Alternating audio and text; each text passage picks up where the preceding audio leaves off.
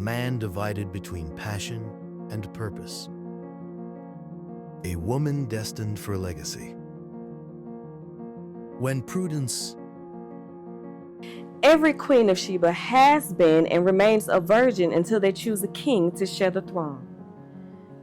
I cannot stay here with you, and you can't come with me.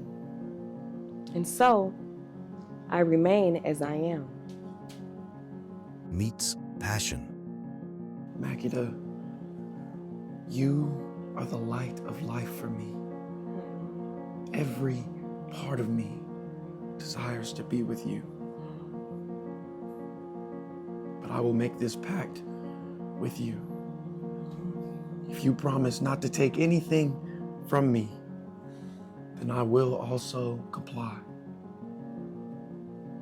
But if you take anything from me without my permission, then you must give to me the desires of my soul, which is all of you.